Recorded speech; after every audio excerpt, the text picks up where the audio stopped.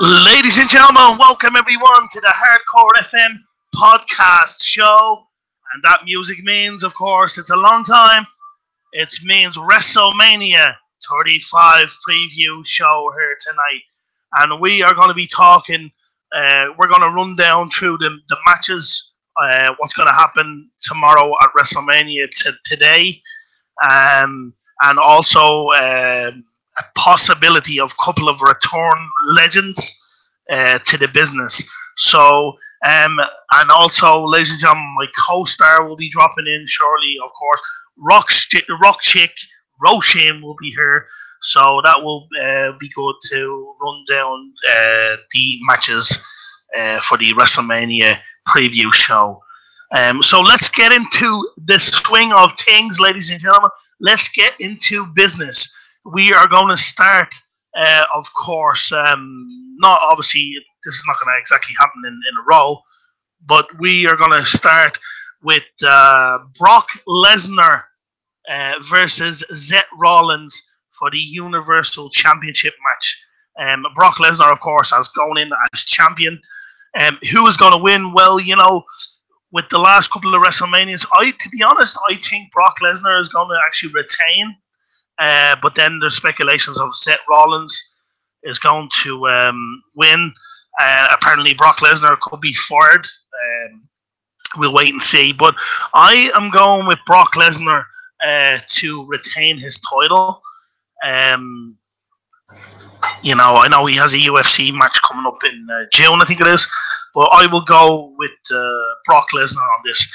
Now we will move on to Ronda Rousey versus Charlotte Flair, Becky Lynch, winner take all, of course, in a triple threat match, both for the women's title, Raw women's champion and SmackDown women's champion. As you know, Ronda Rousey, the Raw women's champion, Charlotte Flair, who bet Asuka last week on SmackDown, which was a very shock.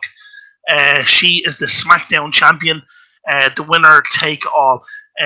Well, I'm actually going to go with Becky Lynch on this because, as you know, everybody knows Ronda Rousey is obviously leaving WWE after WrestleMania. So I am going to go with Becky Lynch on this. And of course, you know, the Irish last kicker, of course, myself being Irish as well. So I'm going to go with Becky Lynch because, you know, she definitely deserves it. But you know, let's just go. Let's rewind for a minute how this match. Let's rewind and let's see how, you know, this match became. As you know, back at the Royal Rumble, of course, Becky Lynch took. I think it was. Let me see. Rusev's wife, I think, took her spot, Lana's spot in the Royal Rumble, in the women's Royal Rumble. And she won. She went on and won the Royal Rumble. So it basically was initially it was supposed to be Becky Lynch versus Ronda Rousey, but then Charlotte Flair, of course, how she came into it. Over the last weeks and months from the Royal Rumble up to now, how Charlotte Flair got involved in the matches because Becky Lynch actually got suspended, and that would have actually brought her suspension up after WrestleMania. And Charlotte Flair was obviously replaced, and Ronda Rousey obviously wasn't happy with the decision, and so Vince McMahon or Ronda Rousey obviously said, "Look, I want Charlotte and Becky Lynch in a triple threat match." So weeks went on. And now we finally have a triple threat match that the fans want, that the WWE Universe want. So hopefully it should be a good match. But, you know, I'm going to go with Becky Lynch on this because Ronda Rousey she's definitely leaving to start a family, I think it is. But we will wait and see what's going to happen tomorrow. But WWE kind of changed things in the last minute. They probably end up maybe making Charlotte champion because apparently Becky is supposed to be moving over to Raw. So we'll wait and see. We'll talk about the draft later on in this podcast show. Now we will move on to the let me see, Buddy Murphy. I think he's the cruiserweight champion. Buddy Murphy versus Tony Nese. Now that's going to be on the pre-show, the WrestleMania pre-show tomorrow night. I'm going to go with Tony Nese on this one. Buddy Murphy, he's held the cruiserweight champion now for, is it a couple of months, maybe to a year. I don't really watch the cruiserweight division, so I'm not really up on that. So I am gonna go with Tony Nese beating Buddy Murphy for the WWE Cruiserweight Champion. Now we will move on to another main event of the evening: Triple H versus Batista in a no holds barred match. And as you know, if Triple H loses, he must retire from ring competition or in ring competition. So, to be honest, I don't think Triple H is going to lose this. But let's go back to the build up of this Triple H and Batista. A couple of months ago, Evolution, of course, Triple H Evolution. Of course, it was Triple H. There was Randy Orton, Ric Flair, and Batista. There was a SmackDown something to do. I don't know. There was an SmackDown anniversary show, and Triple H, Batista, Randy Orton, and Ric Flair were on the show, and they were obviously talking and stuff like that. And then when it came to Batista talking, Batista was obviously talking, and he goes, Triple H has done everything in the WWE, but the only thing he hasn't done is beat me. And that kind of obviously that kind of was started the setup of the match between Batista and Triple H. So that obviously kind of jarred a bit with Triple H, and they were kind of like, they looked like they were going to fight that night, and then they kind of started laughing, and then it quieted down for a while. And then I think it was like a month ago, Ric Flair's 70th birthday celebrations on Raw. Batista shows up, I was actually kind of shocked. I knew the match was going to head, but I didn't know exactly when they were going to angle the match. So Batista shows up on Raw and attacks Ric Flair, to obviously get Triple H's attention, because Ric Flair and Triple H, Triple H kind of looks up to Ric Flair, and he knew by attacking Ric Flair would annoy the game Triple H. So obviously, he attacked him. He ran backstage. Batista obviously was nowhere to be seen. And then I think it was, I don't know if it was later than the following week or a couple of weeks later, Triple H obviously came out, and he was obviously angry. He was like, you put your hand on a 70-year-old man, and obviously he wasn't happy about that.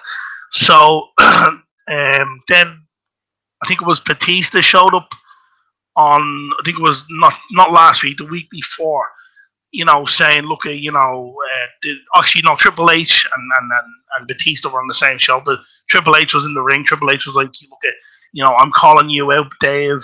Dave comes out with like a load of security, and he was talking and stuff like that. And he goes, I want you at WrestleMania, and Triple H obviously agreed to it. Then I think it was last week. I think it was either last week or one of the weeks where Triple H was like, okay, I'll tell you what I'm going to do.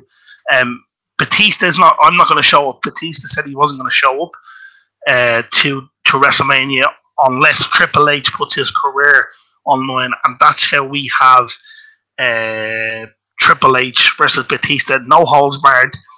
Obviously, if Triple H loses, he must retire from in-ring competition.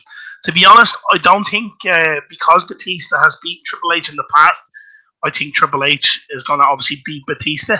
And also, apparently, D-Generation X, they're inducted into the Hall of Fame. We're going to get to that. But apparently, D-Generation interferes in the match. So, I think they're going to interfere with the match. Triple H will pin Batista 1, 2, 3, and that's because Triple H has never beaten Batista. I think in what is it 10 years that Batista has been in the WWE? I can't remember. Anyway, we will move on. No particular order, of course. These are the matches that are not going to be taken exactly the way I'm reading it out, but we're just kind of rambling on here. Okay, we move on to Kurt Angle versus Baron Corbin. Kurt's farewell match. Of course, his retirement match. So obviously, this is Kurt Angle's last match and his last match on the grandest stage of them all, WrestleMania. Let's rewind it back. Okay, Kurt Angle, of course, was. I think he went through a bad phase where he was losing, and especially to Baron Corbin, and he was getting attacked and stuff like that. But then he started winning again, and then he had like these last couple of matches it was basically called Kurt Angle's farewell tour, it was called, and he won all his matches. I think the only match he didn't win was the AJ Styles match because I think Baron Corbin, Randy Orton came in and disqualified or attacked AJ Styles anyway. But anyway, never heard there. But Kurt Angle, to be honest, I think Kurt Angle is going to win this match, because it's his farewell match. He's a Hall of Famer now. He was inducted last year. He's a Hall of Famer.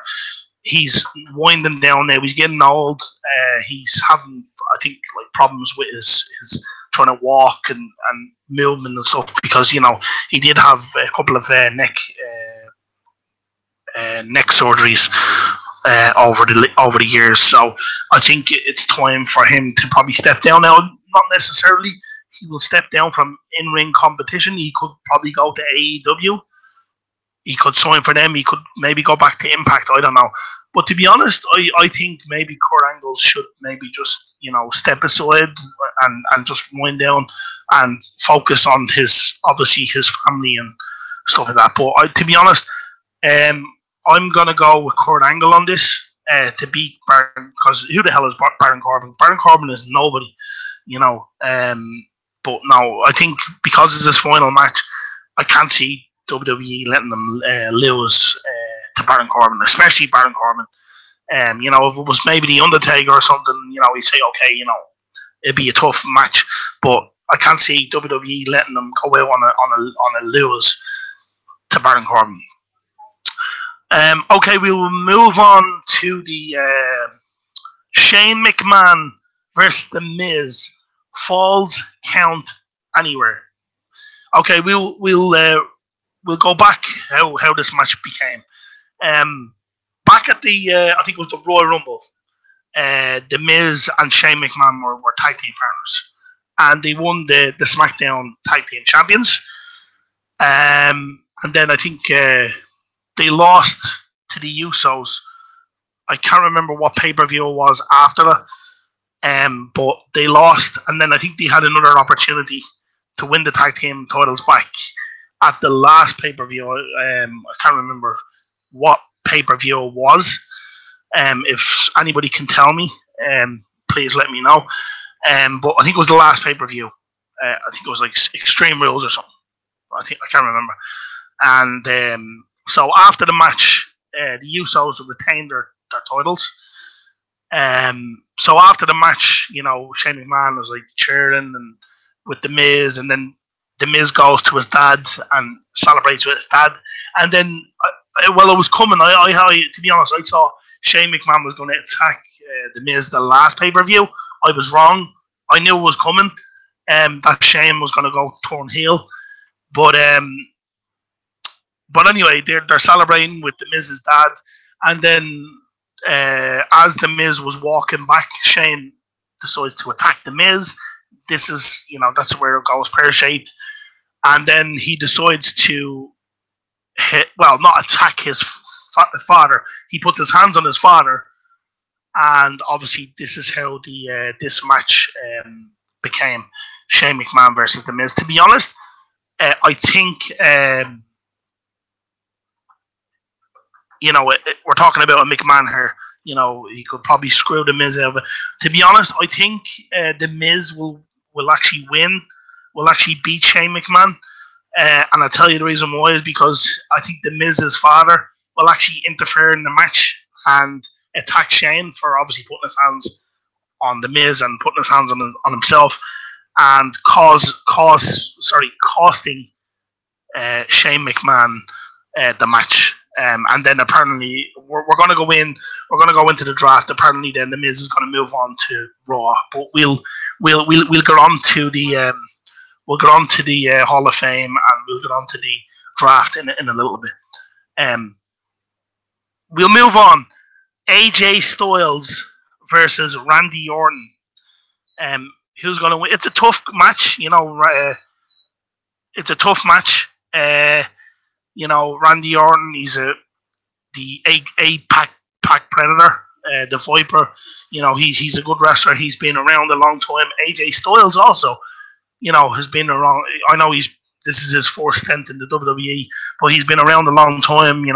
AJ Styles has been in New Japan Wrestling, and he was also in TNA.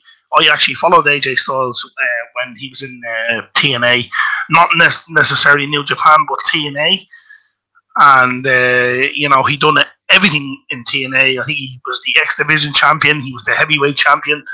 I don't know if he was tag team champions in TNA, but, he kind of done everything basically in TNA. But this is a tough one. But I'm going to go with AJ Styles. On this one, I just think he's a little bit better than Randy Orton, even though Randy Orton is a Triple Crown champion. You know what I mean? He's won everything. He's won the Intercontinental Champion, US Champion, Tag Champion, World Champion, WWE Champion. So he's kind of done nearly every belt in WWE, but to be honest, I'm gonna really go with Randy Orton on this one. So that's it. Okay, now we move on to the Andre the Giant Memorial Battle Royal. There's obviously a few people in there. I'm gonna just name a few: Samoa Joe, Rey Mysterio, Bobby Lashley, Finn Balor, Roman Reigns. Oh no! Sorry. Excuse me. No. I don't know actually who's in the Battle Royal, but all I know is Braun Strowman's in there. There's a few anyway, but to be honest, I don't know who's in that, so I don't know who's going to win. But I will probably go with Braun Strowman, maybe, to probably win the Andre the Giant Battle Memorial. I think Samoa Joe might be in there as well, but look, we'll go with Braun Strowman. He's a powerhouse. So that's it. So, okay, we'll move on to Samoa Joe versus Rey Mysterio for the US champion. To be honest, I think Samoa Joe is actually going to win, and I'll tell you the reason why he's going to win. He's going to beat Rey Mysterio because, and we'll get into it later about the draft. The US title is going to come over to SmackDown, and the Intercontinental Champion is going to go back over to. Sorry. The US title is coming to Raw, and the Intercontinental Champion is coming to SmackDown. So, that will be very, very interesting there. So I'm going to go with Samoa Joe to beat Rey Mysterio. Samoa Joe it is. Okay, we'll move on to Bobby Lashley versus Finn Balor. The Demon King. The Demon King, of course, is returning for WrestleMania. We haven't seen him since, is it SummerSlam? Or I can't remember when the last time. And this is great because Finn Balor, of course, he's Bray County Wicklow man. Obviously he comes out, sometimes he comes out in his regular gear, but the Demon King kind of, sums up the character of Finn Balor. And to be honest, I'm gonna go with Finn Balor because apparently he's moving over to SmackDown anyway, and we'll get into the the draft later on. So I'm gonna go with the Finn Balor to beat Bobby Lashley because Bobby Lashley has never faced the Demon King. So it's kind of the same character, but like a different to a Stampede. Like it's a different like Finn Balor is one, and it's like the Demon King is a completely different character to his normal character. So I'm gonna go with Finn Balor on that. So we wait and see what happens tomorrow night. We'll move on to Roman Reigns versus Drew McIntyre. These two powerhouses. Obviously, Drew McIntyre, the Glasgow or Scotland, the Scottish psychopath as he's called. I'm gonna go with Roman Reigns on this.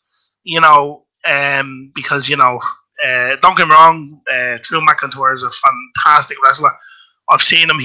This is his second stint with the WWE. He was in the WWE before. He went away.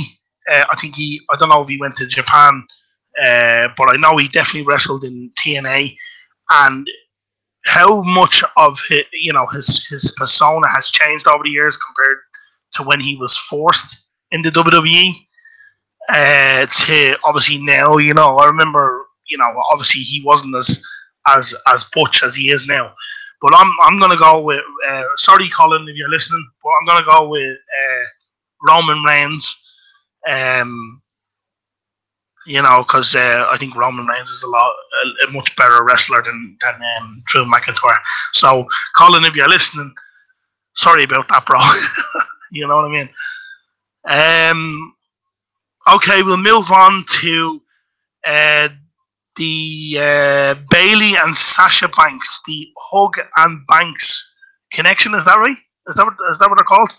Bayley and Sasha Banks versus Beth Phoenix, Natalya versus Billie Kay and Peyton Royce versus Tamina and Nia Jax. Okay.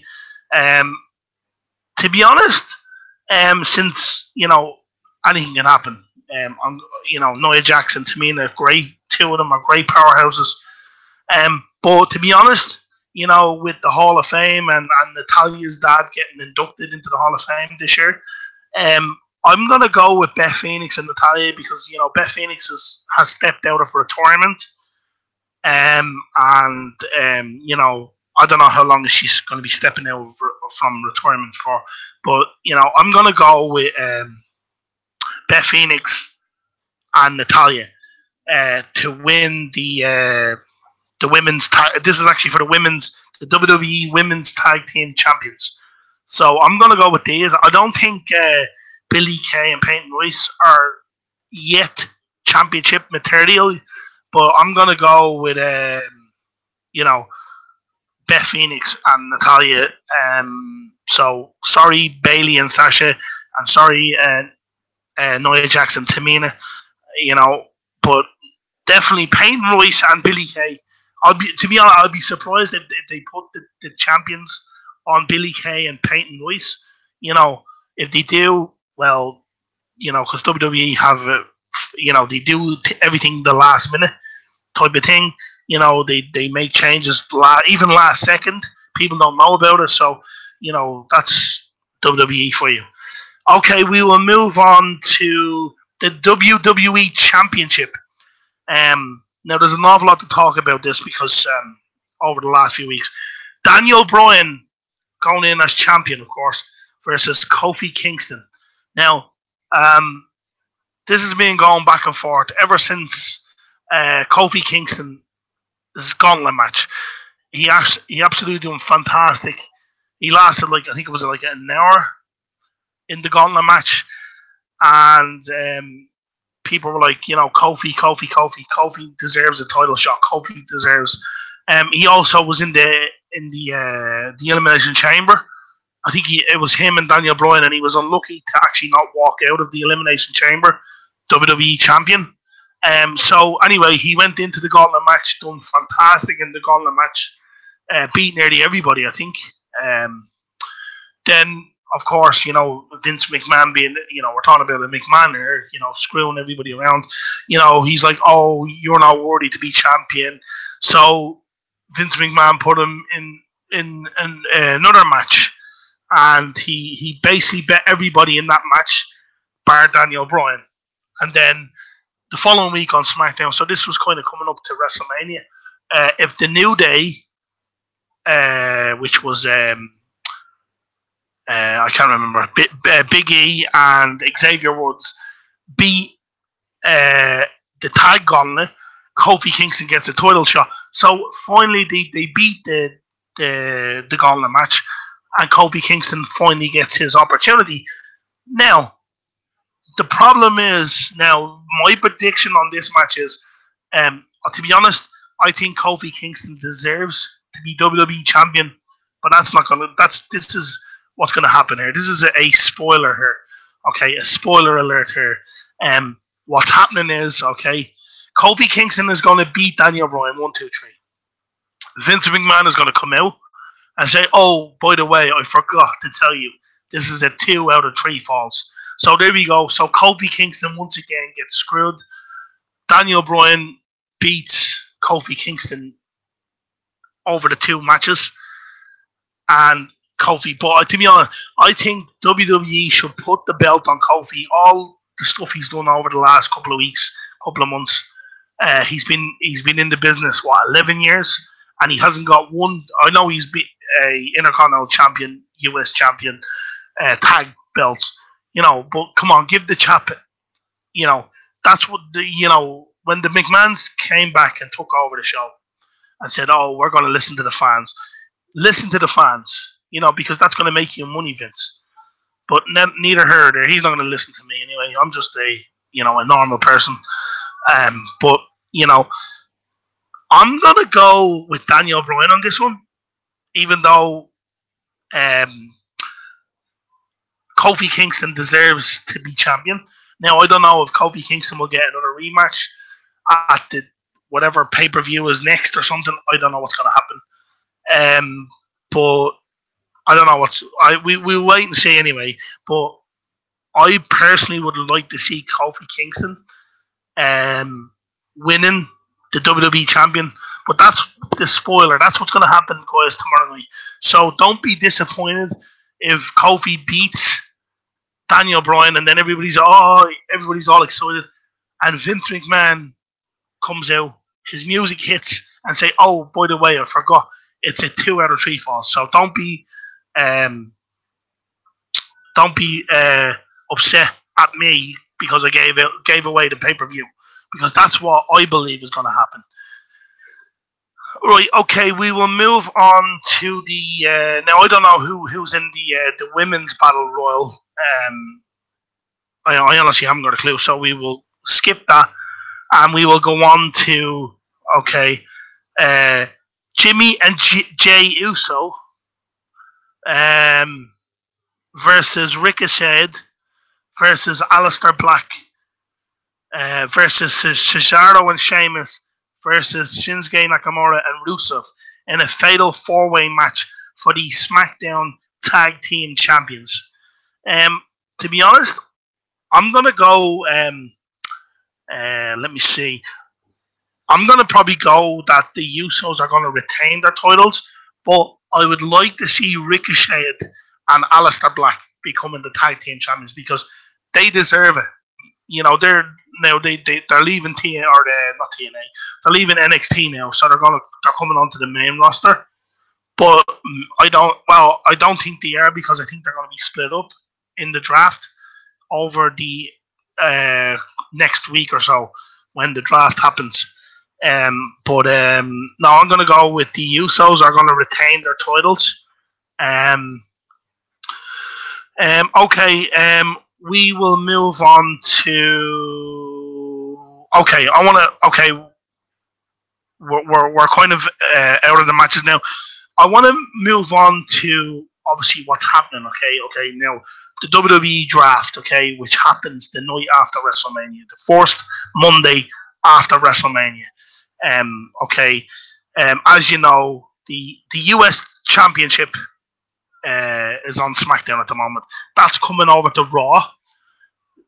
The Intercontinental Champion is going back to SmackDown. I think what's going to happen with the women's titles, the SmackDown and Raw, that's going to be one title, so it's going to be unified, and whoever is the champion will wrestle on Raw and SmackDown, because you got to understand, SmackDown ratings has been kind of going down a lot. Compared to, I know the Raw ratings haven't been that good, but compared to Raw, apparently Braun Strowman is moving over to SmackDown. Finn Balor is coming to Raw. Oh no, sorry, he's going to SmackDown. The Miz is going to Raw. Brock Lesnar apparently is getting fired. So we wait and see that. So I can't wait for who's going to be coming here. It's basically like kind of a new term. A new skill term. So we're going to have a couple of changes now in the wrestling. And I can't wait, to be honest, for the draft. So now, ladies and gentlemen, we will move on to the Hall of Fame. Okay, the Hall of Fame. Okay, the Honky Tonk Man is going to be inducted, which is finally he's getting inducted. He had a great career in the WWE. Torrie Wilson will also be inducted into the Hall of Fame. D-Generation X will consist of Triple H, Shawn Michaels, Chyna, X-Pac, Billy Gunn, and Road Dogg. And finally, about time that WWE has actually, now I don't know, maybe I'm mistaken here, but was Chyna not already inducted into the Hall of Fame? I could be wrong, but finally they put her in as a Hall of Famer. Or maybe they did. I think they put her in the year after she died. But finally, about time WWE, she will always be a legend. She was, I think, was the very first woman in a men's Royal Rumble. She won the Intercontinental Champion, which is only for men. So, she's done a kind of all. She's the woman. She's been the WWE Women's Champion. She went off to TNA for a while. And then, unfortunately, I think it was only 3 years ago or something, she passed away. So Triple H, Shawn Michaels, Chyna, X-Pac, Billy Gunn. About time they have inducted him into the Hall of Fame. He's done an awful lot, of course, in his career. And Road Dogg as well. About time that the New Age Outlaws, I know they're going in as D-Generation X, but they will be always known as the New Age Outlaws. So, finally, those 5 people, as one, are going to be inducted. It's a shame that Chyna's not around.